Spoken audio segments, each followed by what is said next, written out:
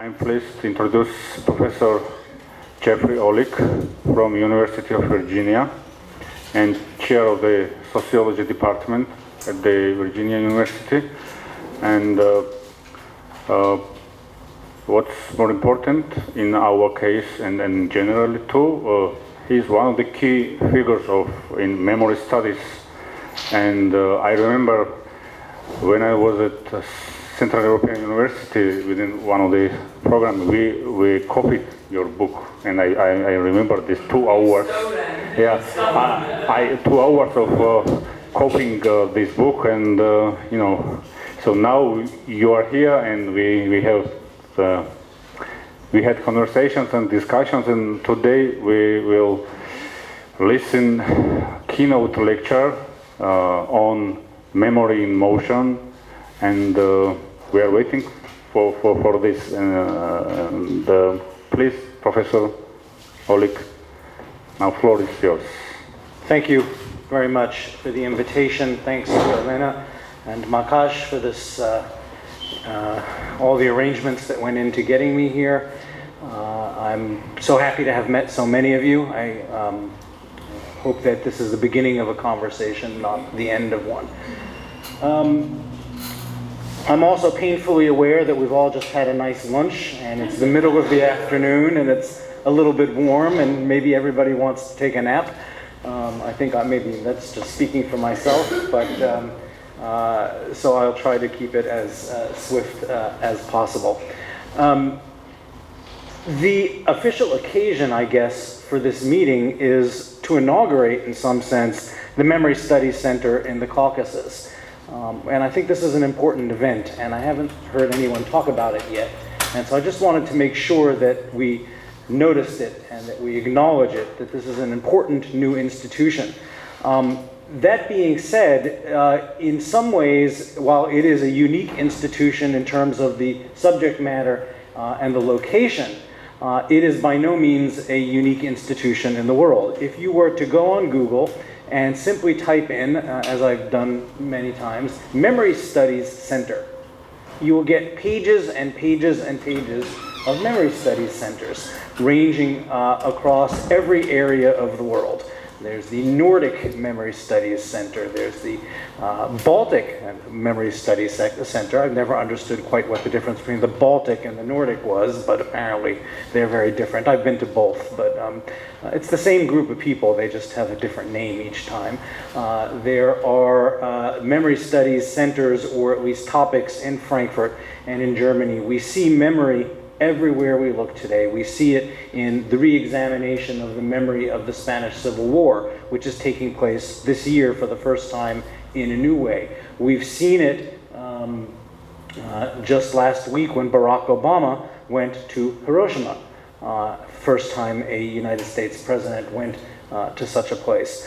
I have to say I've been there also to the Northeast Asian Memory Studies Center, which was in Tokyo, but also to the Hiroshima Peace Institute, which is itself a form of memory studies center. One of the things that we notice about many of these memory studies centers is that they are all designed to bring about dialogue across borders. And this fits with some of the history we have of our understanding of memory studies. Before I go on, I want to say that I don't want to give one continuous, coherent lecture. I actually want to give 3 mini lectures. Keep things moving along. One of the things I'd like to talk about is the geography and geometry of memory and of memory studies. I'd also like to talk about the meaning of memory and memory studies.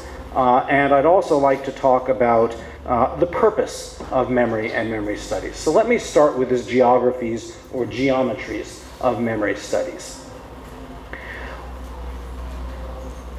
The person who runs the Frankfurt Memory Studies Center, Astrid L., I don't know if any of you know Astrid or her work, she wrote a wonderful article in 2011 in a journal called Parallax, in which she outlined the history of memory studies as an enterprise.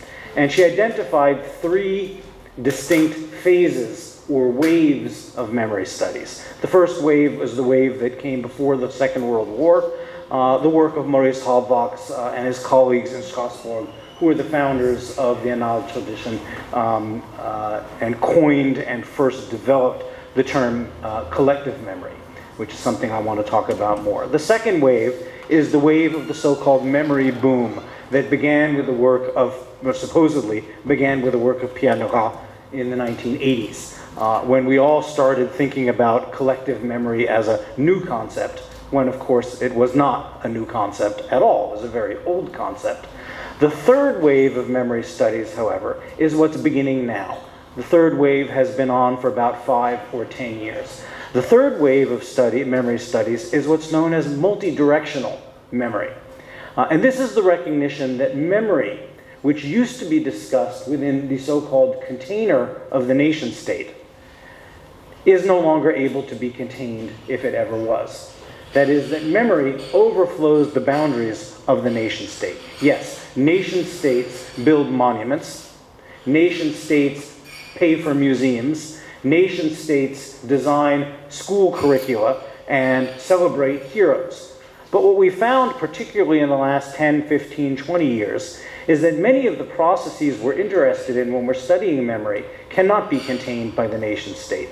First of all, nation states contain a lot more diversity than we ever wanted to acknowledge, than nation states themselves are able to acknowledge. Second of all, we see new flows and migrations across national borders, which bring new memories into the container of the old nation. And most importantly, we see an exchange or development of ideas that transcend the level of the nation state. One term you may all be familiar with in this genre is the idea that there is now a world or cosmopolitan memory. We pointed out on the road yesterday, we were looking up the hill at a 6th century Byzantine church, and Elena pointed out to me, well, that's a UNESCO World Heritage Site. There's something about memory that belongs to the entire world, and one could make a list. I think it's over 800 now, and you could spend your lifetime trying to check off how many World Heritage Sites have you visited, and you fail because, again, there are over 800 of them. We have this idea that there's a world or cosmopolitan memory. And one of the things that I've noticed in my work, and that I think has gotten lost sometimes in discussions, is that there's something between the level of the nation state and cosmopolitan or world memory or world heritage. And so with colleagues also from the European Network Remembrance and Solidarity, we've organized a series of conferences in Warsaw, most recently under the title of Regions of Memory. And I think that this is something to which this new Memory Studies Center in the Caucasus really contributes in a unique and important way. That is, memory is organized not only in terms of nation states, or even in terms of the groups who are carriers of memory within the nation states, and not only in reference to world heritage or cosmopolitan memories, but memory takes place in particular locations. We call these regions. There was some debate at the last meeting a couple of months ago as to whether regions is the right word, but I'm going to stick with it. Sometimes psychologists, for instance, talk about regions of the brain, and that's not what we mean. We also don't mean subnational units like Tbilisi and then the town next to Tbilisi, or different counties, or in the United States, California versus New York. What we mean by regions is we mean these transnational areas of the world where memory is, as we've already heard at this conference, a dialogical process. And so one great example of this is the Caucasus. Georgia, Armenia, Azerbaijan, to name just the most important. These areas in which memory is tied up with each other. That is, memory in one place is always in reference to memory in another place. And it's impossible to think about the memory that goes on within one of these national containers without thinking about what it is that they're in dialogue with. Now, there are some things that Armenia, Azerbaijan, and the Caucasus have in common, namely that they are post-Soviet states. And so in this regard, some of the issues that these nation states have are the same. There are similar kinds of conflicts, for instance, now with Russia. Each one has had wars and conflicts and incursions and problems, and have the issue of how do you remember the Soviet occupation, Soviet domination, and what do you do about those memories? But regions is not simply a matter of geography, though there's a lot of geography involved. So we can think about, for instance, Northeast Asia as a memory studies region. That is, the debates that take place among South Korea, Japan, and China, for instance, with reference to the so-called rape of Nanjing, or with reference to the so-called comfort women.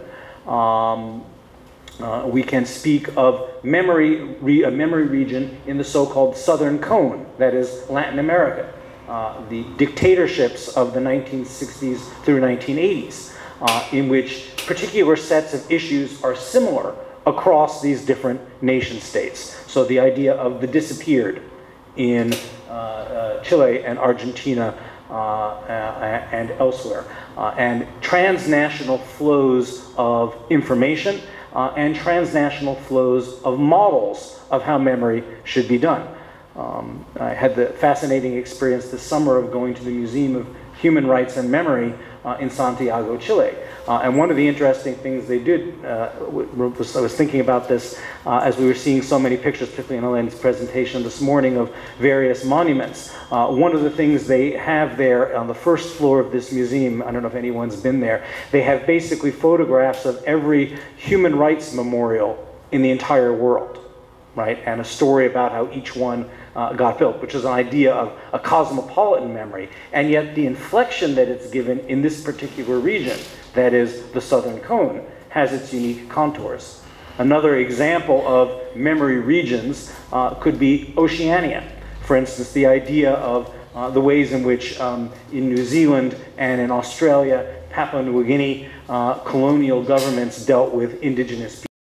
Strangely, though, it's not limited by geography, because you can find the same issues and a region of memory that binds Australia, for instance, with Canada, particularly with the notion of the extraction, dispossession of indigenous peoples.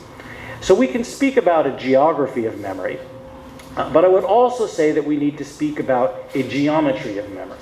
So in each of these particular cases, each of these particular regions, the challenges of memory are defined by a particular structural arrangement.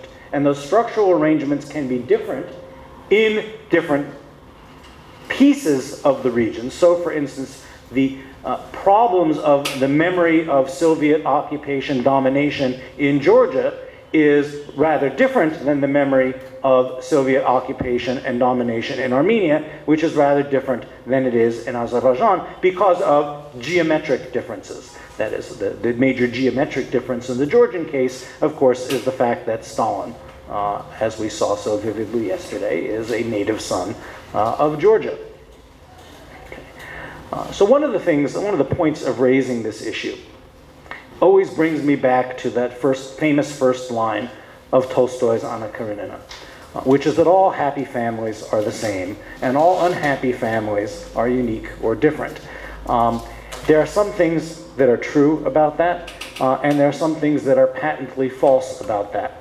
So we do find that if we engage in the comparative study of memory, there are some similarities, or at least there are similarities in the methods that we can employ to study the processes of memory in these different places and times. So this is, I suppose, something of a plea for a comparative sociology or comparative historiography of memory, which it seems to me is one of the major tasks of memory studies. And this brings me to my second major topic, which is the purpose of memory studies. And we saw a little bit of this already yesterday when the question came up about the scientific versus the partisan study or engagement with issues of memory. So I'm a sociologist, and so I was taught from the time I could walk as a sociologist about the notion of value freedom, about objectivity that comes from Max Weber and elsewhere, that we do not study problems in order to find a solution that we want.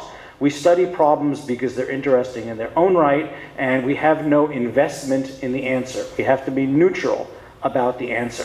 So there is a science of memory studies, which is different from the practice of memory studies. And one of the things that I think is really truly wonderful about memory studies is that it brings practitioners and scholars and scientists together in a common dialogue. Sometimes this can cause conflict. At the beginning of the so-called memory boom, I always tell this biographically because I feel like my career has sort of been simultaneous with the development of memory studies. I'll remember the first memory studies conference I ever went to, and it was in Italy.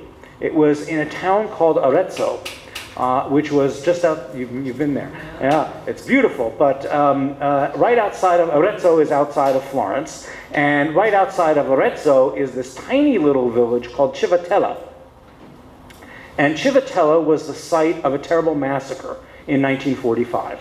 And so it was on the 50th anniversary of the massacre of Civitella in 1995 that they had a memory studies conference there. And what was interesting was that they invited the standard historians and anthropologists and psychologists to talk about the processes of memory. But some of the survivors of the massacres of Civitella also came to the conference. And they had a session which was for them to speak.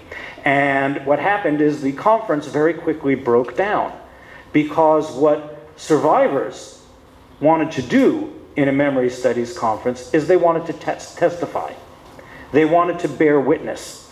And you don't usually see, unless the lecture is very bad, you don't usually see tears at an academic conference. And yet people would participate in this conference and they say, I remember the day my mother was killed by the Nazis. And you don't stand there with your timer and say, I'm sorry, your 15 minutes is up. We need to move on to the next person when someone is telling a story. So there's this tense relationship between two sides of memory studies. Memory studies as a form of scholarship and science, which requires the kind of comparison that I talked about before, and memory studies as a form of practice. We find memory studies to be quite informative, for instance, in the building of museums, in the advising of monument commissions. So, for instance, memory studies scholars have participated. Ellen's work on who built the artists who built the monuments, and they don't know anything about, well, what's the socialist realism? I never heard of it, and I don't know what it means. Well, in fact, many of the larger monuments require significant investments of money and the provision of public space, and need to be consensual. And so what governments do is they appoint a commission to decide, for instance, what should happen at the site of the World Trade Center in New York City. And so they have a commission, and they appoint practitioners of memory studies, including memory studies scholars. James Young, for instance, a literary scholar, architectural historian, was a member of this commission and helped to choose exactly what the design would be of the World Trade Center monument. Museology, the study of museums, the practice of museums, is a profession, and I would argue is a part of memory studies as an enterprise. We nevertheless need to be careful, it seems to me, to articulate what side of memory studies and what purpose of memory studies we're engaged with. That is, are we doing science or are we doing partisan engagement? Are we doing construction? Oral history, for instance, has a similar problem that memory studies has. On the one hand, oral history is a political enterprise. That is, the purpose of oral history is to include the stories and memories and pasts of people who are not written in history books, the people who didn't have power, maybe even the people who were silenced or were unable to write their own stories. And so oral history has a recuperationist ethos. They want to recover something that's been lost. Memory studies does that too. By the same token, what's interesting in oral history, beyond recovering lost stories, lost pasts, is studying the systematic differences between what we know to be the case and the ways in which people narrate or remember the case. What's interesting here is the space between the historical reality and the ways in which people remember, which is part of the agenda, it seems to me, for memory studies. It's not the historian's agenda, that is, we're here to tell you you're wrong. No, that's a mistake. The massacre didn't happen on Tuesday because it was raining on Tuesday. We see in the newspaper that it said it was raining. So your memory that the rain was coming down is just wrong. One of the examples, the famous example, is the Kennedy assassination in the United States. They did memory research, and everybody would say, I remember when I heard that Kennedy had been shot because I was watching the baseball game and the Yankees were playing the Red Sox. These are two baseball teams in the United States. And then they looked in the newspaper and they saw that the Yankees weren't playing the Red Sox that day, and so it couldn't be true. We all remember, well, I think I remember, but I'm probably wrong, where I was on September 11th, 2001. I was sitting at my desk. I lived in Manhattan at the time. Now, of course, I don't remember where I was on September 10th, and I don't remember where I was on September 12th. So we have to remember that historical truth, just like mnemonic authenticity, is a highly selective process. This, too, is worth studying. All right, where am I on time? I want to say a few words about why we do this. What is the purpose of memory studies? Historians will tell you, they know their purpose. Their purpose is to get it right. Ranke's historical dictum, wie es eigentlich gewesen, as it actually was. This is a neutral kind of science.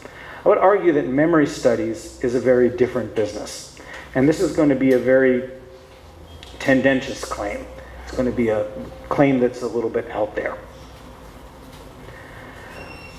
When we think about memory, why do we want to do memory? Why do we want to remember? Why do we want to commemorate? My argument is that memory is a form of what used to be called theodicy. I don't know how many of you know that word. Theodicy was a term coined by Leibniz in 1710 in a book called Theodicy. It came to mean the explanation of evil and suffering in the world. How do we explain evil and suffering? Leibniz's answer was a very famous one. I was about to say it was a simple one, but there was nothing simple about it. His answer was that we live in the best of all possible worlds, right? That if there weren't evil and suffering, the world would also have no joy and pleasure.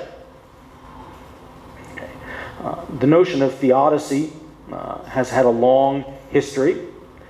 In fact, it has a social scientific history.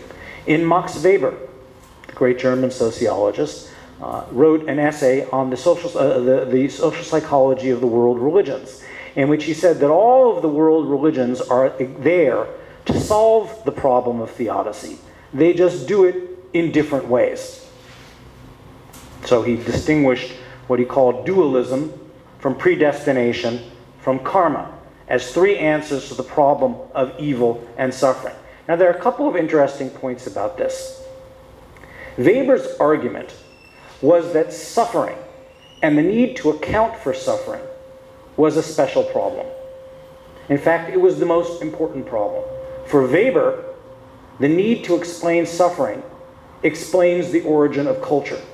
Culture is the answer to the problem of suffering. What's that got to do with memory? One of the questions we often discuss in memory studies is whether memory studies is a dark business. That is, we talk about trauma, we talk about death, we talk about murder, we talk about atrocity, and we want to commemorate bad things. And then we remember, well, you know, in the 19th century they didn't build memorials. In the 19th century they built monuments. So in the 19th century they put a powerful man on a horse. And the horse is always up like this.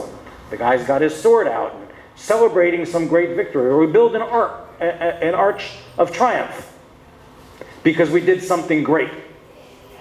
Usually we defeated some enemy, but maybe we have some great achievement. We give out prizes every year in Stockholm for the great achievements of science. which is a form of commemoration. We are honoring, we're building monuments, we're handing out medals to great achievements. So the question is a monument simply the inverse of a memorial? Is memory studies equally interested in the positive as it is in the negative? Or is there something special about the negative which poses a particular problem for memory studies? And my argument is that that is the case. Yes, Emil Durkheim, Maurice Halbwachs's teacher, first talked about collective memory before Halbwachs, talked about rituals of solidarity, collective effervescence, bringing people together, creating a sense of community through the celebration of rituals, positive or negative. When we celebrate a hero, in Weber's terms, we invest the hero with charisma, and we see ourselves positively reflected. In Durkheim's term, collective identity is a form of self-worship. By the same token, memory studies has become a form of traumatology. And some people criticize it for that. They say, we're forgetting that memory also works in a positive way. I think I've thought a lot about this problem over the years, and I used to say that they are equal and opposite, and we need to compare monumentalization to memorialization. We need to compare memory of the positive to memory of the negative. But I've come around to think that there's something special about the traumatic, about remembering misery and suffering, which is why I came to the idea that memory is most often a form of theodicy, explaining evil and suffering. If I can give that just a little bit more weight, I'll give you a biological example, if you will, or an ancient anthropological example. If you have a Bacchanalian festival, Dionysus, I'll mix my metaphors, Dionysus, you have everybody drinks and has a great time and you celebrate, and there's this great festival. And then 6 months later, you don't remember it so much. You've forgotten it. What's the danger? Well, you can always do it again. But how about the time there was a terrible earthquake that killed half your family? If you forget that, it's much more dangerous. So there is a greater cost to forgetting the negative than there is to forgetting the positive. We can always find more positive. Who knew? I'm an optimist, right? If you forget the negative, this is the famous historian's dictum from Georges Santayana, that whoever forgets the past is condemned to repeat it. There's a much greater danger if we don't pay attention to the negative. And so much of the recent memory work that societies have been doing have flown under this flag of never forget, never again. Though, of course, one of the interesting things that we can compare across all of the different memory regions is they all have their version of never again and never forget.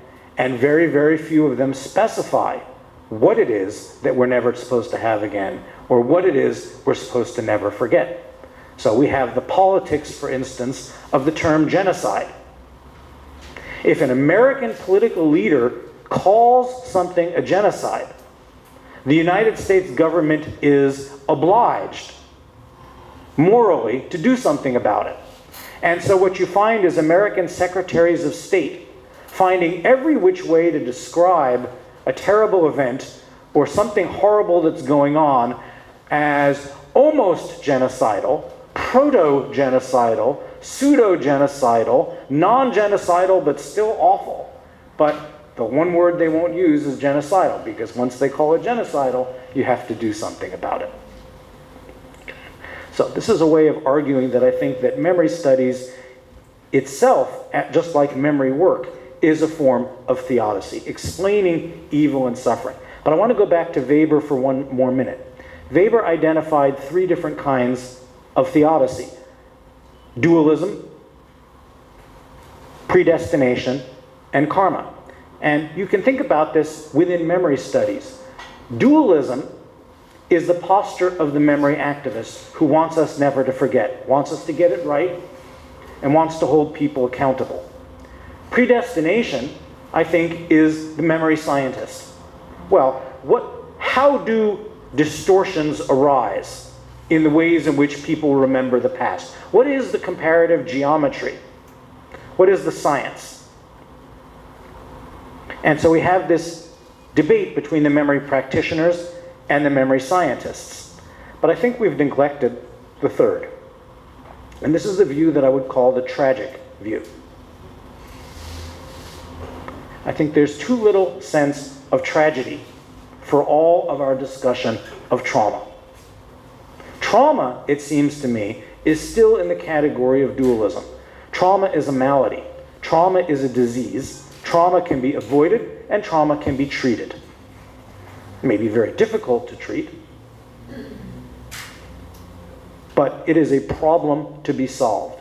We develop medications or therapies for post-traumatic stress disorder. We develop ritualistic solutions for collective traumas, but we're still trying to fix it. The tragic mode, my third mode, I think is the one that gets lost in the mix. One of the things as a sociologist I frequently complain about is there are two kinds of sociologists. And then someone always says, yes, the people who think there are two kinds of sociologists and the people who don't. But beside the point.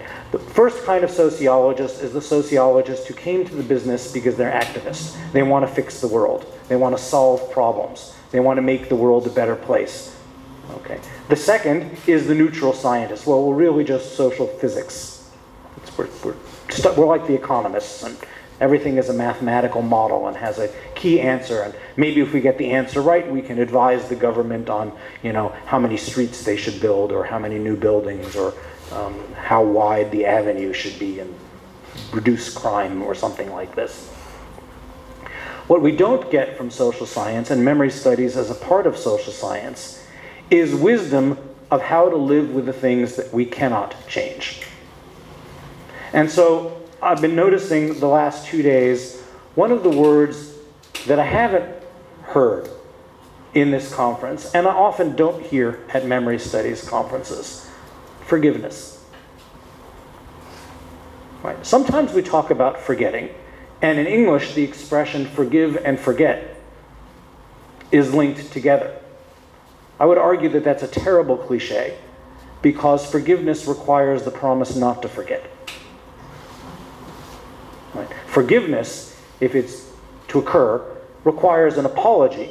And an apology, as Hannah Arendt, who was mentioned yesterday, Hannah Arendt talked about, is a promise to the future. That is, I will not make it your problem as the victim to carry the memory of this atrocity. I will carry it for you in the name of the people who did it. So a sharing of responsibility. I think that one of the dangers of memory work and of memory studies is it becomes too much a case prosecuted against someone else.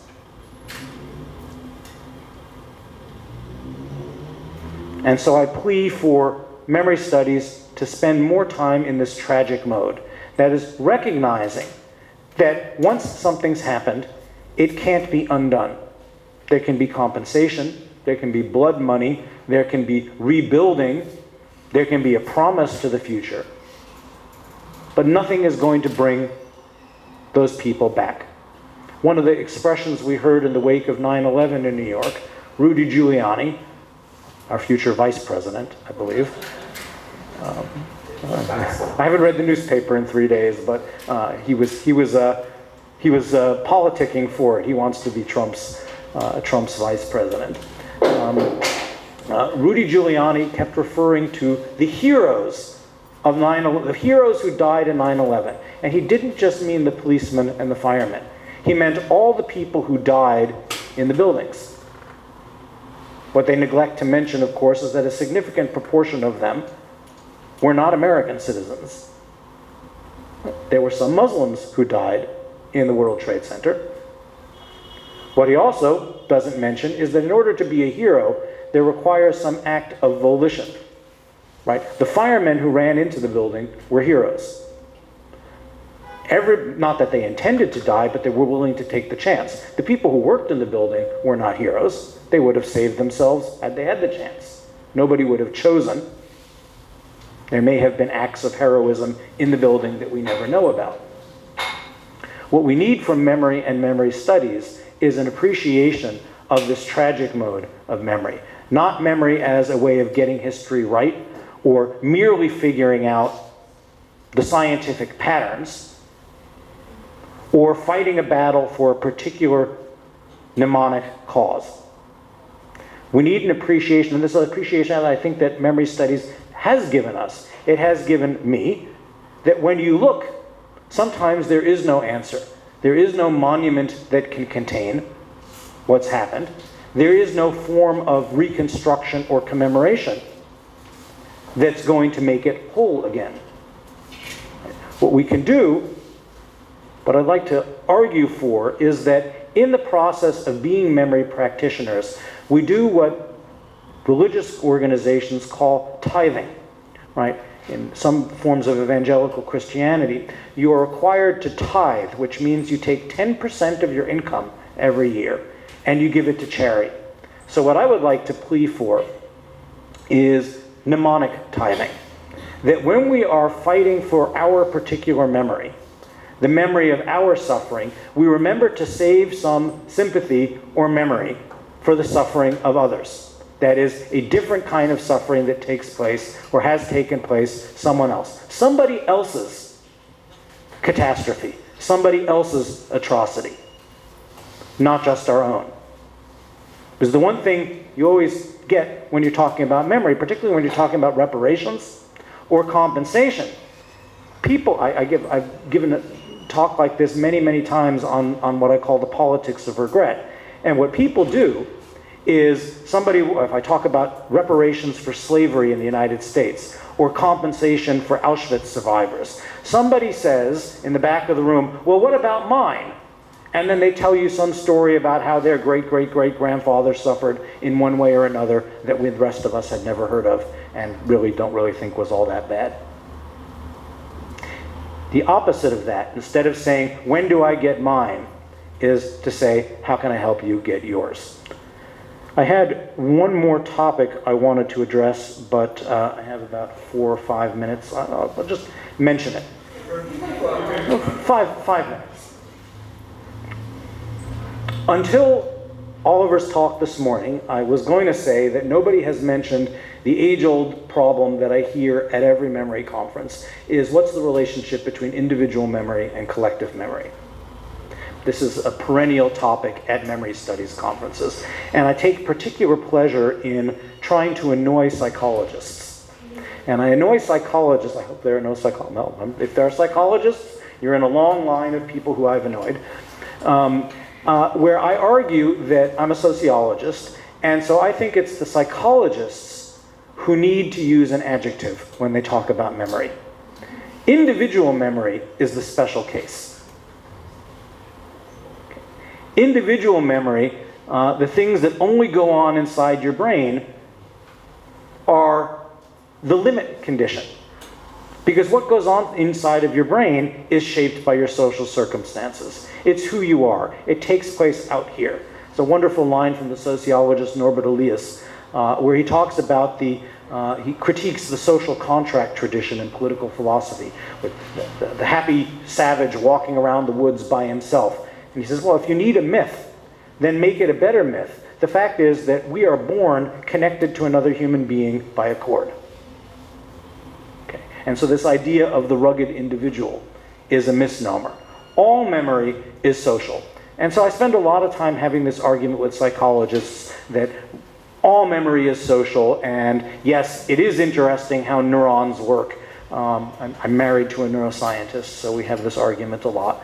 But it's of relatively limited interest when we're talking about the kinds of issues that we talk about at these conferences. Well, the psychological response to this is, well, then what you're talking about isn't really memory. Because we know what memory is. Memory is, can I remember what's my mother's birthday? And did I send her a card? Am I in trouble again? Or can I remember my social security number, or my telephone number, or my passport number? This is what memory is. But of course, psychological memory is a lot more than any of those things. Anyway, we've had this debate since Havelock's. Right? Havelock was having this debate with his friend, the psychiatrist Charles Blondel. Blondel said that Havelock, who was a Durkheim student, was a sociological imperialist. And he was trying to do with psychology, to which Havelock's answer said was right. That's what he was trying to do. And Blondel, who had worked with shell shock survivors in World War I, said, you're forgetting the somatic or physical nature of memory. And this plays a role. Anyway, this debate has been going on for as long as memory studies has been going on. And so I've been trying to think about ways to overcome this dichotomy, to end this debate as an unproductive one. And I just want to talk about the way in which I've been thinking about this recently. When we're talking about memory, we're talking about the interaction between two different phenomena. We're talking about the interaction between experience and representation. Okay. We are surrounded by representations in our world. Monuments, paragraphs in history textbooks, names that everybody knows, dates that we celebrate, July 4th, 1776, if you're in the United States. Bastille Day, if you're in France. Everybody who grows up in these cultures is familiar with these representations. We also have experience. I remember, as I said, what I had for lunch on September 11th, 2001, but not on the 10th and not on the 12th, even though these were both experiences. What we have here is the interaction between experiences and representations. And this is where memory arises. And this is why the distinction between individual memory and collective memory is a false distinction. We experience representations that only refer to our own lives, but we also experience representations that are collective. And so historical representations are part of our experience, not alien to our experience. By the same token, experience itself takes place in many different social geometries.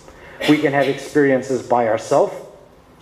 You go in your room and you close the door and you turn off the light, and whatever happens, happens. That's your experience. You don't tell anyone. You don't share it. But most of our experiences are not like that. Some of our experiences are with another person, or with a group of people, or with a crowd in the street, or with representations of people, for instance, on television, or the movies, or in a museum, or with disembodied collective representations. So when we're talking about memory, and we don't want to engage in this debate once again between the individualists and the collectivists, if we think about experiences and representations, representations, just like experiences, can be diverse, they can be individual, they can be the note I was going to look at during my lecture, but I didn't, just for me, or it can be the symbol of the European network, or it can be the statues we saw as we walked to lunch. When we're doing memory, we're doing it at this intersection between experience and representations, and there's nothing either purely individual or purely collective about either of these. Okay.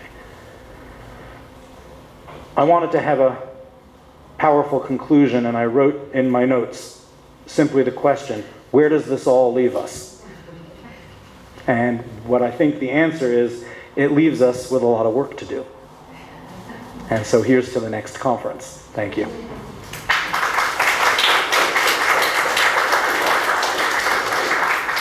Thank you, Professor Olick, for very interesting talk, and for the future too, because we have a lot of to work, and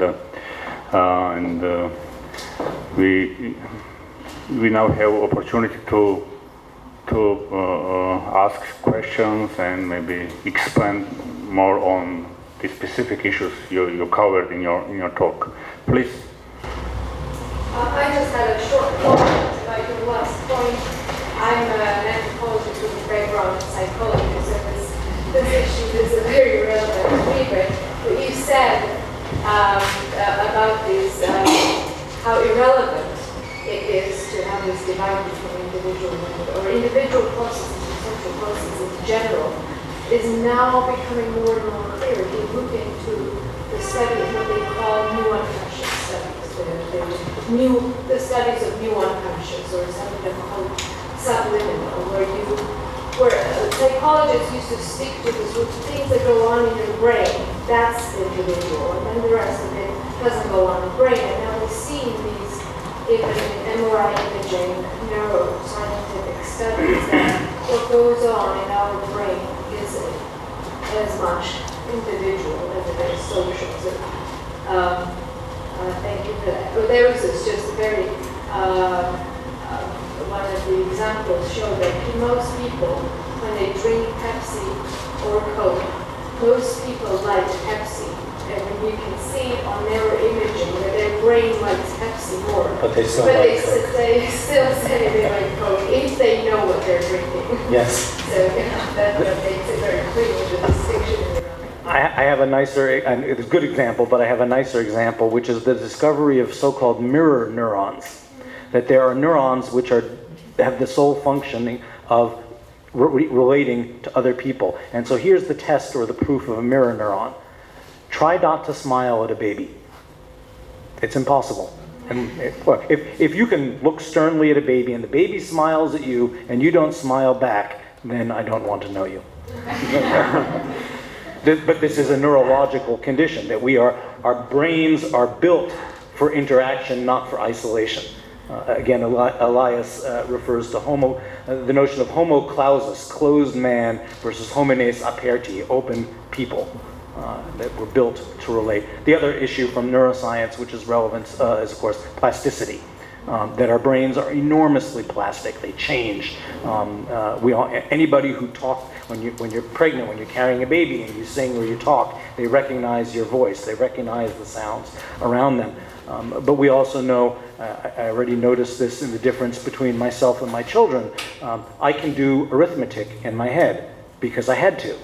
And my children, they do very well in school, but if you ask them, what's 9 times 9 minus 7 plus 3, they'll look at you like you're crazy. Let me get out my phone. And if you did not grow up, the brain is different. Yeah. I have a question regarding responsibility. Where does it stand for you? Because as you have explained, it is dangerous to forget, and does it reduces to a survival mode that we remember because it's a survival thing, or is there anything moral like responsibility? Because I was recently reading, I remember an article about responsibility to remember Holocaust or other atrocities that we don't have the right to forget. So it's another dimension different from survival. Well, maybe we do have a responsibility to forget sometimes. So one of the interesting differences between the United States and Europe, I like very much in Europe, they have this discussion about the right to be forgotten, particularly online, right? How long can Google keep your search history on file and know what you did, and will that follow you forever? And nothing you've ever done on a computer will ever be forgotten. They're building barges off the coast of California, data centers that cannot be on US territory because they're containing illegal data. Floating cities of data processors, because nothing we ever do that's entered into a computer will be, or the example that struck me recently is, did you ever wonder why when you get off an airplane when you're traveling internationally, you get off the airplane and you have to walk down this really, really, really long hallway? And you say, wouldn't it be great if customs were right here? You didn't have to walk half a mile. And how about the old people? Well, the reason is because look up at the ceiling. They're taking your picture 10 times and giving the computer time to process your face. Yeah.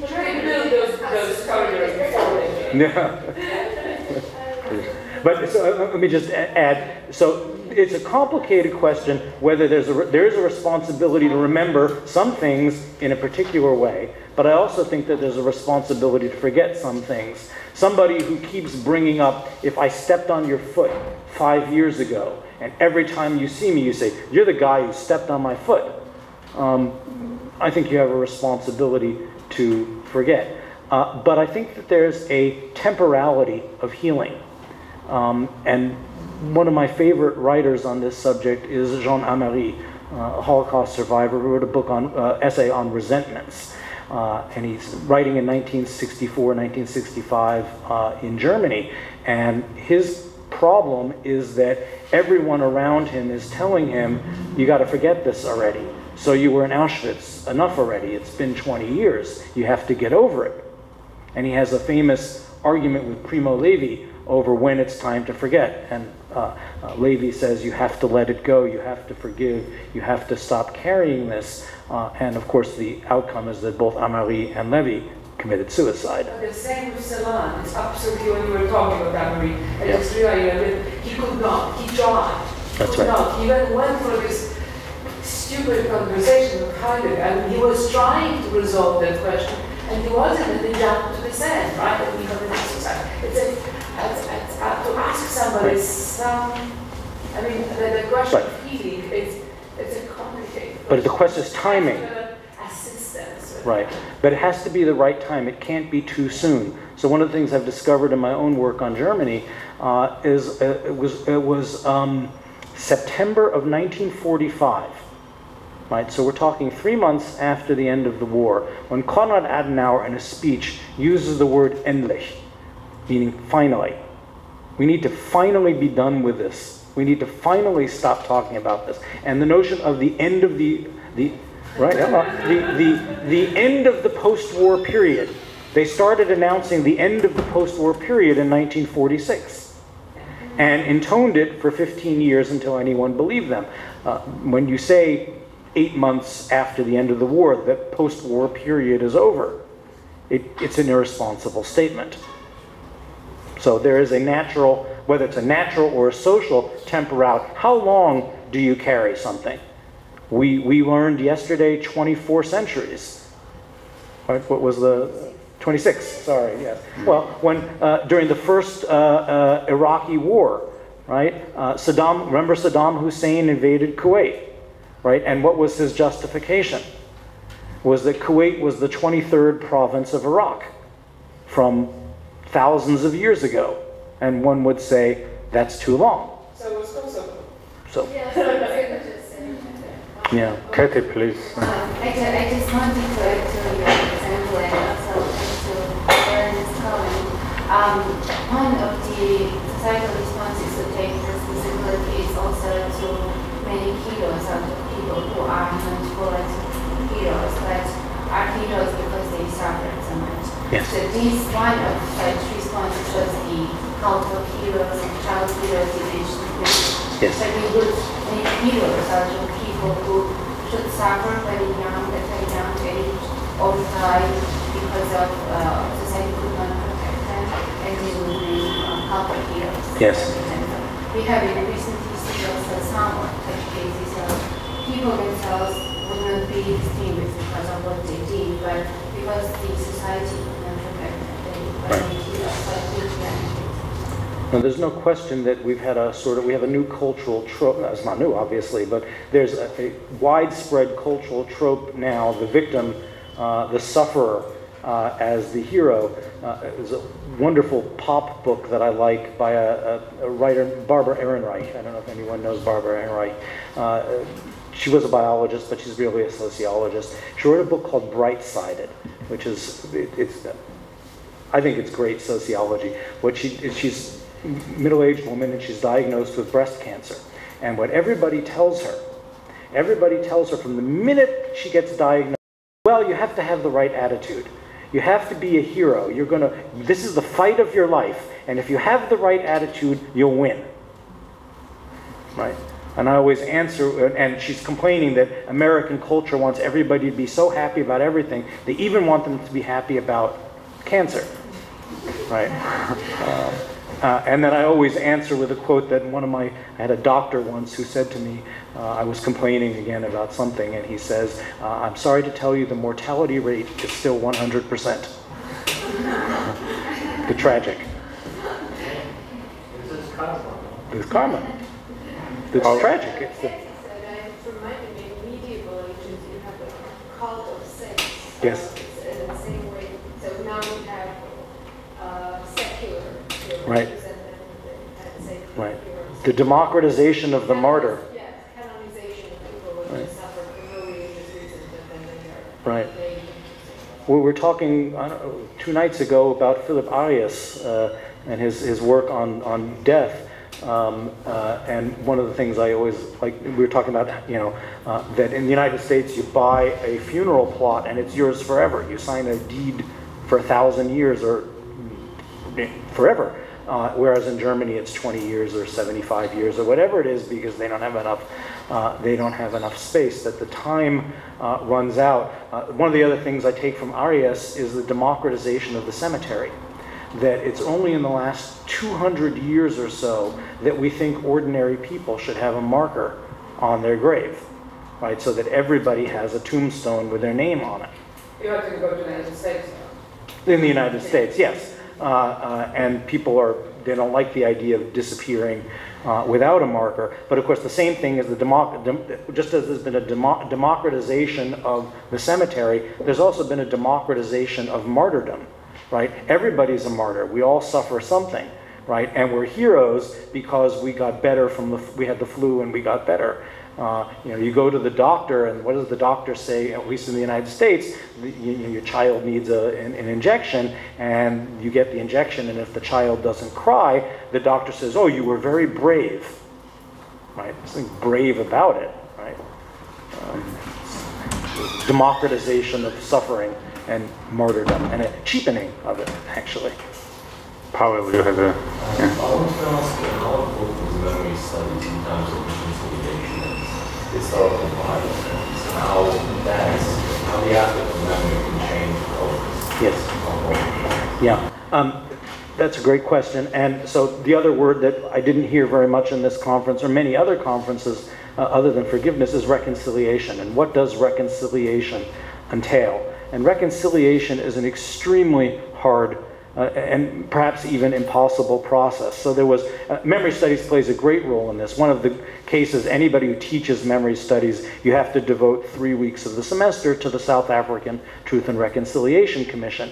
But of course, and the idea is a wonderful idea, that if the victim and the perpetrator can sit down with each other and see it from each other's point of view, and there can be an acknowledgement that there can be some kind of a reconciliation. One of my favorite movies that I always show when I teach this, nobody ever knows this movie, so I don't know why I mentioned it. No, Death and the Maiden. Does anybody know Death and the Maiden? It was a play by, Death and the Maiden, yeah. It was a play by Ariel Dorfman. And it takes place, it was then made into a movie with Sigourney Weaver and Ben Kingsley. It takes place in a Latin American country after a dictatorship has fallen. And it's a couple who were revolutionaries, and it's 20 years later, and the husband has become a successful politician in the new government, and the wife suffers post-traumatic stress, and she lives in a house by herself, and she has a gun, and she jumps at every noise. And then the husband goes to see her on the weekend, and he picks up a hitchhiker. And the hitchhiker he brings him home. This is a rainy night, and the wife says, "I recognize his voice. I was blindfolded while I was tortured," she says, and that was the voice of the doctor who was there keeping me alive. And so she puts him on trial in her living room. And they have this, and he doesn't admit it, and he denies it, says it wasn't me, and finally she takes him out to the cliff, and she's got the gun to his head, and she's about to push him over the cliff. And what he does, I'm sorry, spoiler alert, he says, "Actually, all right, I did it, it was me, you're right. Not only that, I enjoyed it, it was the best thing I ever did in my life, and I'd do it again." And she lets him go. And the final scene of the movie is they're sitting in a concert hall, and he's in the balcony with his family, and she's down in the seats, and they see each other, and they nod to each other, because what she wanted was acknowledgement, how important that was. And the concert, of course, was Schubert's Death and the Maiden quartet, which was the quartet. He played her music while he was raping her. Yeah. And can I add something within this context? we have the problem of reconciliation because of ethnic conflicts, and there were a lot of meetings with Abkhazians or Ossetians, and a lot of projects by NGOs or international organizations. And one of the main approaches just to stress on mainly on positive experience of living together. But I met last year one of the key figure of NGO activity, and she told me quite angrily that why should we just forget bad things? We should speak freely and express our anger that you killed my mother or burned my house and committed genocide against. And it could be also just speaking up about these wrong things done to each other could be also the way of reconciliation, but how to keep the balance on these. So one of my reactions to the South African Truth and Reconciliation Commission is it's too utopian.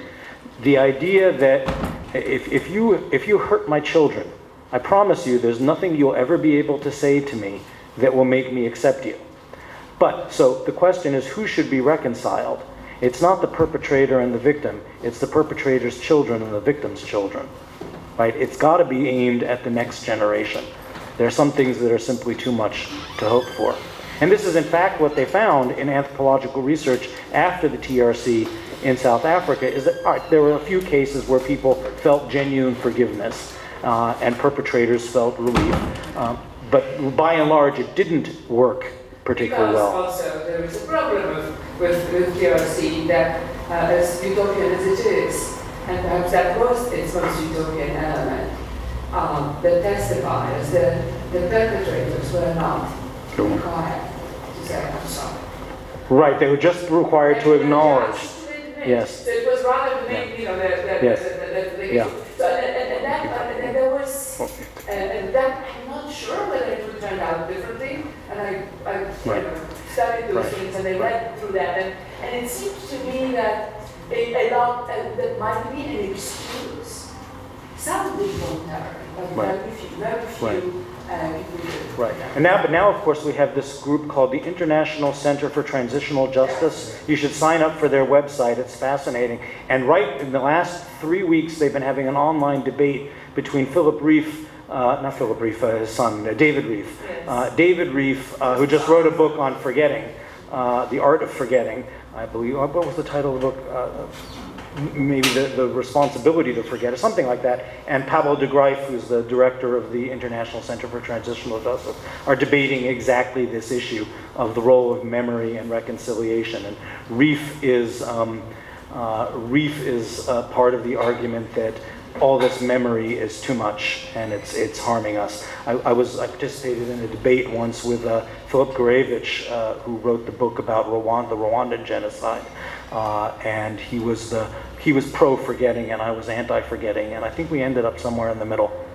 There is this. Yeah. I'm sorry. But the question,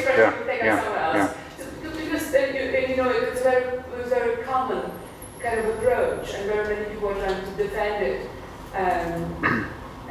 when they say in relationship to the crimes of the past, because this is basically what they are talking about. We are not talking about the memories of the crimes of the past. We are talking about the crimes of the past, because all those quite recent.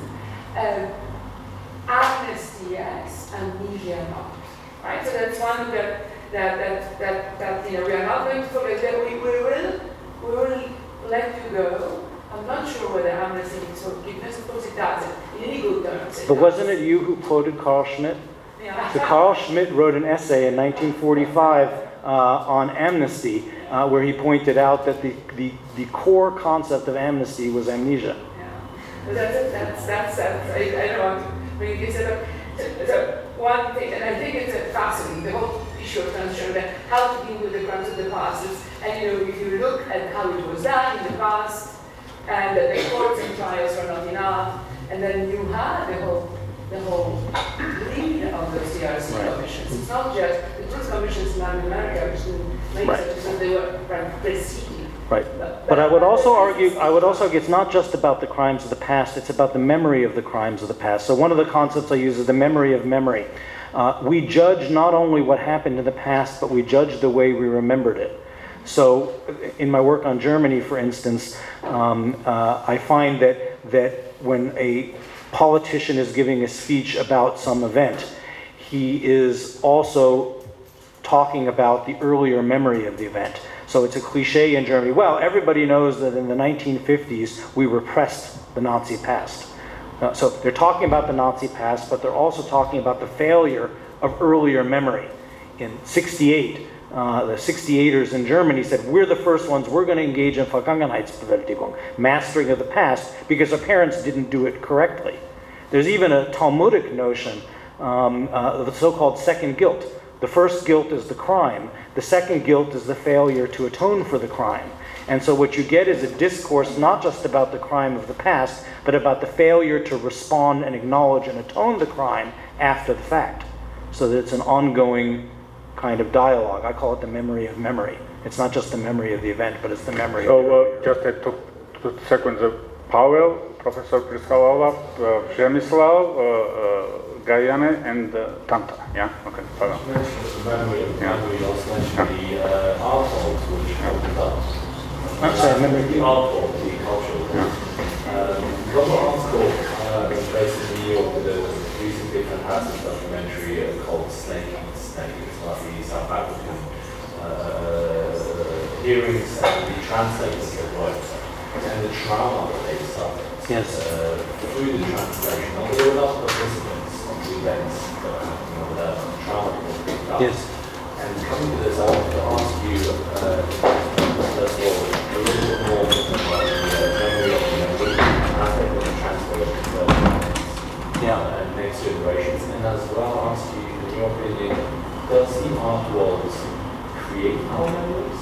Or does it only reflect our memories? I'm not sure I can talk briefly about the art world. I'll say just a couple of examples. One of my favorite monuments anywhere, I was showing a picture of it the other day. Elzbieta, did I show it to you? It's in Warsaw. Yes, there's the Warsaw Ghetto Memorial, right? The memorial to the Warsaw Ghetto Uprising by Nathan Rappaport. And there's the famous picture of Willy Brandt, the German chancellor, on his knees at the monument, right? And this is an iconic image of Brandt on his knees at the Warsaw Ghetto Memorial. Well, right next to the Warsaw Ghetto Memorial is a little memorial, which is a memorial to Brandt's memorial. Right, it's a plaque showing Brandt on his knees. So it's a commemoration of a commemoration, right? And I think this is the notion of the memory of memory. The art world. The other issue is the way in which trauma spreads out and infects an entire community like a disease. There's a nice novel by a writer named Thane Rosenbaum. He's the child of his mother was a Holocaust survivor, and the title of the book, he calls it "Secondhand Smoke." Right. So just like if you grew up in a house, if your parents smoke, you don't need to smoke to get lung cancer. You just need to be around a smoker. So the children, it's like secondhand smoke. So the same thing is the idea of the trauma of the translators. The trauma. I mean. Anybody dealing with this, the lawyers at Nuremberg, were also traumatized by what they saw. Thank you. Please. You mentioned several notions from Max Weber in context of memory, and what about of this famous concept, disenchantment of the world? Yes. And Zauberung der Welt. Yes.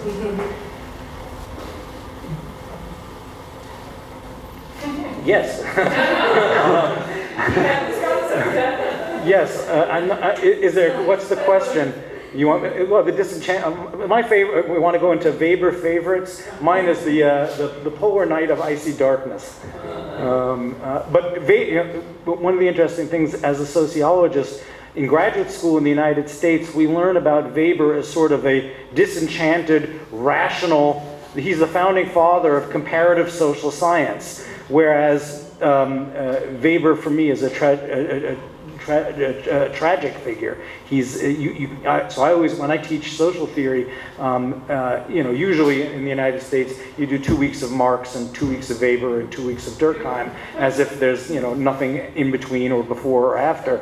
But I have my students, first of all, I have them read Nietzsche before that we read Weber, because I think you can't understand Weber without Nietzsche, and then I have them read Freud afterwards. And then they all go and learn statistics, and that's that.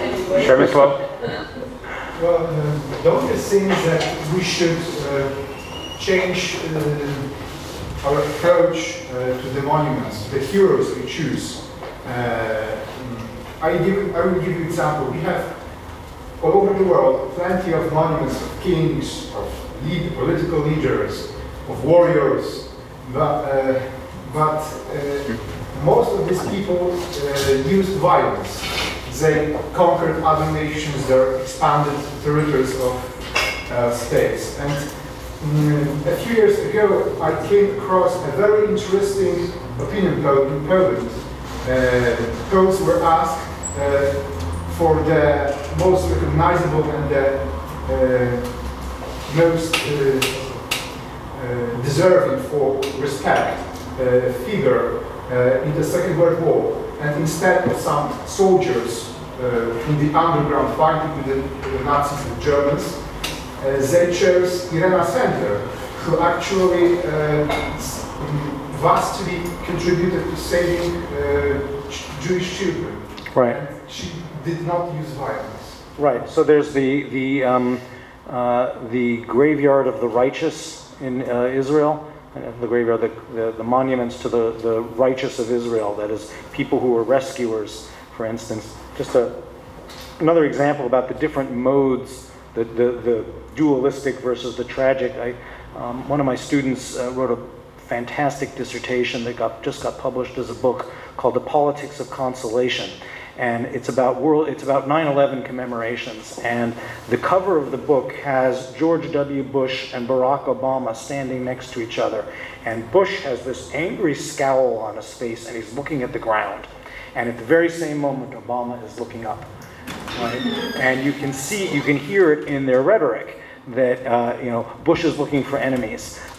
Bush is looking for causes to fight, problems to solve, and Obama quotes poetry and speaks of God and singing the blues. Well, the tragic.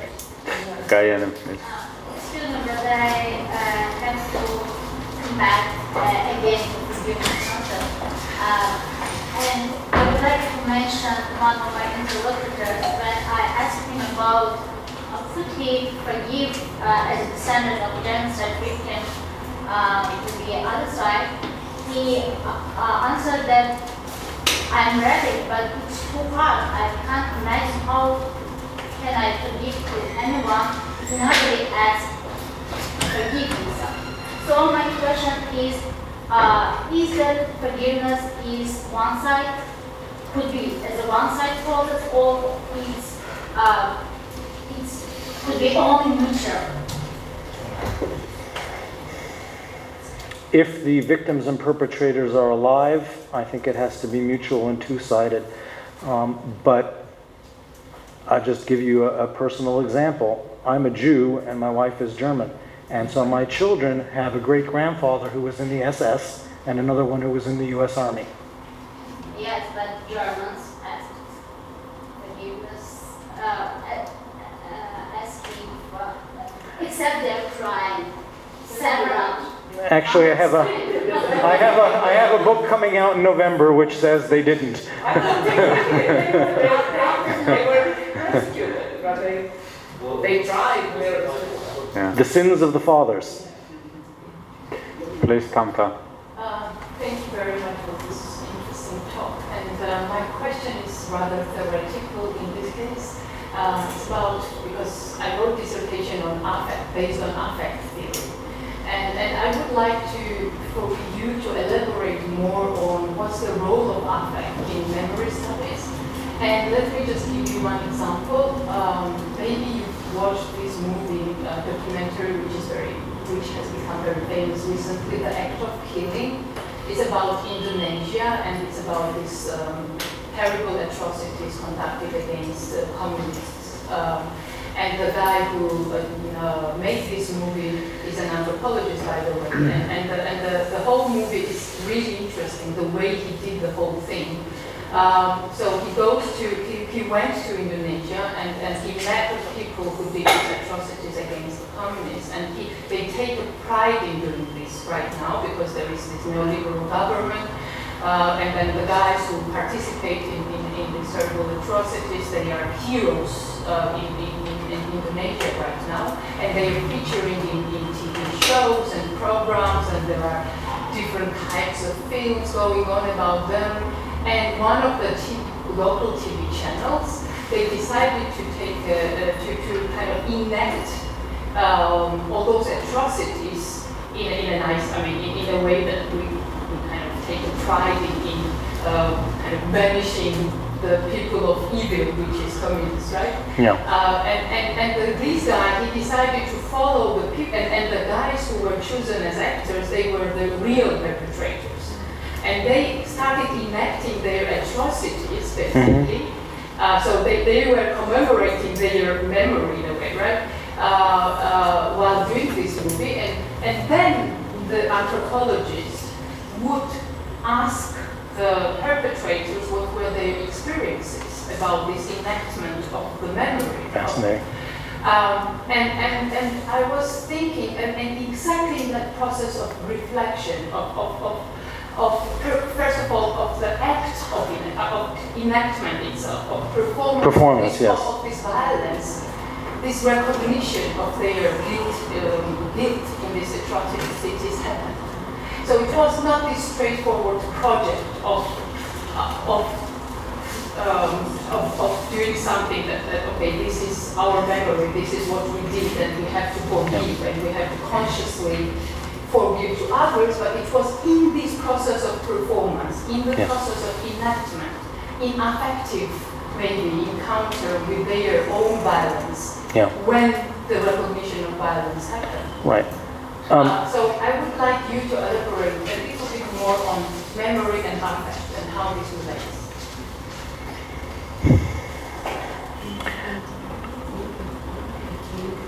The 1960s or 70s. If I can add something to... The act of killing. No, not yet, but I know. Can I add something? I have actually there are two films of this director, and I have seen the second film. It is very good. I was seeing it in Warsaw at the Festival of Documentary Films, and I have seen there 23 documentary films, but this was the only one film in which the audience was full. It was a very big cinema, and when the film ended, nobody said a word. Right. Very good film. I recommend it. So I would say this is where authenticity comes in. This is why it's always disconcerting when you find out a monument or memorial or a site is fake. So I remember the first time I went to Dachau, the concentration camp, and I found out two things while I was there. We're standing there in the barracks, and the tour guide then tells us, actually, this is just one that was built for the museum. It's not the real one, and you feel a little strange about it. The other is that mass exterminations didn't take place at Auschwitz. It was a concentration camp, not an extermination camp. There is still something visceral about, we're talking about affect, there's some viscerality to a certain kind of reenactment. Which is why drama, why tragedy as a form of drama is so important. But the contrast I would draw is between two Holocaust films. One was the TV miniseries shown on, it was an American TV miniseries, I think it was 1980, and then it was broadcast in Germany, and it sort of galvanized the country, and everybody watched it, and people were, weeping throughout the movie, and I didn't know, and I never really understood. But if you compare that to Claude Lanzmann's Shoah, which I don't think a tear was, I mean, it's an 8-hour movie, and I don't think there's a tear shed in the movie, and I didn't feel like crying when I was watching the movie, because it wasn't manipulative in that Hollywood, we're going to make you cry if it kills you kind of way, because it was too real, because the emotions were so deeply hidden. It's an enormously fascinating topic, and I would say I'm waiting for the book on affect and collective memory and affect. Is there any work on it? There's some, I wouldn't say a lot, or it doesn't go under the term affect. I mean, affect theory is from cognitive social psychology. I would say you're likely to find more of it in performance studies. There was this very famous piece,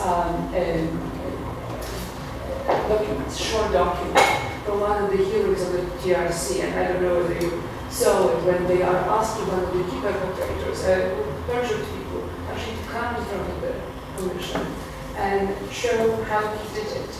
So there was a person there who was a torturer, not the real one, but who was tortured. Because this one was dead already. But they asked somebody in the audience, and he sat on this person, put a bag over his head, everything was prepared with it. As one of the most dramatic things that happened is that it made a huge emphasis and impact, I think, not on the perpetrator, but on the audience. The audience needed actually a psychological assistance almost immediately. So there was this new part of the question of advice I'm talking about. A committee was actually a workshop initially was created called the Workshop on the Healing of Memories, run by Michael Lapsley, who was himself tortured and his hands were blown out by the bomb, by the bomb period. So he is running that because, and he kind of created for people to help the public to get through that. So the performance was incredibly powerful. Like, everybody said that the guy who was doing the perpetrator didn't work on him, work on that. It's an interesting thing how it can go in different ways. Right. I'll also say it has to do with physical space. On the airplane 2 days ago, I was watching Saving Private Ryan again, right? The Spielberg film. And, it's a kitsch film, but there's this really incredibly moving scene where the old man, remembering 50 years later, goes to the beach at Normandy at the cemetery where all his fallen soldiers are buried, and this stoic World War II veteran guy breaks down in tears. It's something about the physical contact. You see the same thing at the Vietnam Veterans Memorial. People want, so the names are carved in the wall. The families, the children, the grandchildren, they want to touch the name. So in the early days, it was like any exhibit, don't touch. And then they realized that touching it was incredibly important, making it, even though it wasn't the particular spot. But people go on pilgrimages, people return to particular sites where things happen. They're marked, even though there's no. I've always been mystified, for instance, I hope I never have to think about it, but when there's an airplane crash, right, sometimes the families want to take a boat to the middle of the Indian Ocean where the plane went down to be at the spot, which their family member never really was, and there's no there, but still there's something about the tangible, the site of memory, the lieu de mémoire. The same thing is there. I'm working on a new translation of Halbwachs's legendary topography of the Holy Land, which a small miracle that he was able to write that book without ever actually going to Jerusalem. But when I walked the Stations of the Cross in Jerusalem, first of all, I was shocked at how small and sort of kitschy they were, right? There's, those stalls with a souvenir stand and somebody's there to take your picture. But there are people lying prostrate in the street, weeping, having these tremendous emotional experiences because they are at the place that has this powerful meaning. It's why people go on pilgrimages. Yeah. And it's also about reclaiming collective evidences, right? And that's where also, it's interesting how affect theory and memory studies, they both somehow are inspired by Yes. this concept concept of Yes. person. Yeah, and the connecting link is authenticity. Exactly. Yes, yeah, the real one, the real place. Yeah. Maybe last two questions. Coming back to your proposing to turn towards this tragic mode in memory studies. Does it mean to allow for some empathy from the side of the researcher, or is it something, so how to cope with something that is undividable? And so there are certain things that we will, as researchers, never be able to explain. But the motivation, why to choose a topic, why to explore, investigate mass murder, looking for mass graves, and so on, must be also a kind of personal exposition to it. Yeah, we're all working through some problem in our work. There's no such thing as value. I mean, Weber didn't believe it either. You had to proceed as if anybody would agree with you, but we all have our reasons for doing our work. We're all on a quest for something, but the quest, I think, is mistaken. I have this argument with my activist friends that if the quest is to save the world, then it's not a very likely outcome. No amount of memory, I'm sorry to say, no amount of memory studies is going to eliminate the human potential for atrocity. Right? The one thing we can be sure of every time we say never again is again. That's tragic. Very well, but I'm an optimistic tragic. But we still have to do it. We know we're going to die, but we still get out of bed every morning and put on our shoes. And what choice do we have? Yes. Well, that if our culture would be less oriented, toward violence, I think we could reduce the number of atrocities.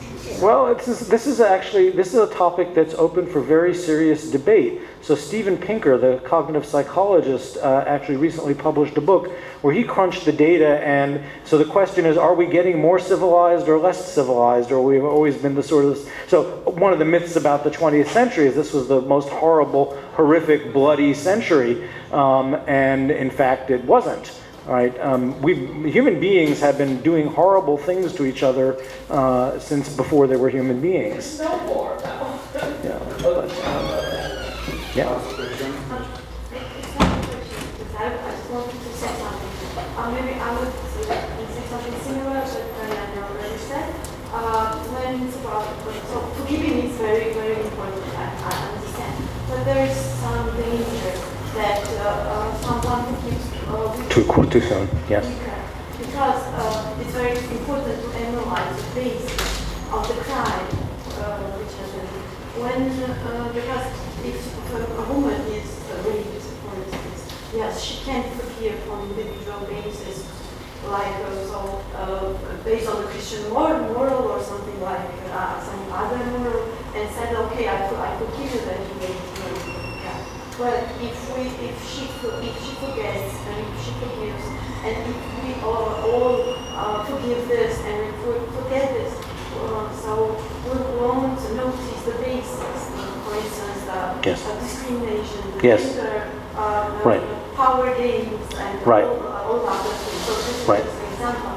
So I wanted to say that forgiving or forgetting is at times irresponsible. Right, that's why I always say that this notion forgive and forget is white and black. These don't belong together. If it's genuine, forgiveness depends on the promise not to forget. And so this expression, I think, does a great deal of damage. But also, when you talk, another aspect of that is why I talk about the geometry of memory, that you do need to take into account the power relations involved. Who is apologizing to whom? It's easy for somebody powerful to apologize. Well, there's certain things at risk. So there's a difference when a weak person forgives and or apologizes. That's different than when a powerful person or a rich person forgives and or apologizes. And the penance actually, I read this fascinating story. I think it was Finland or Norway, where when you speed, when the police catch you driving your car too fast, the fine now is proportional to your wealth.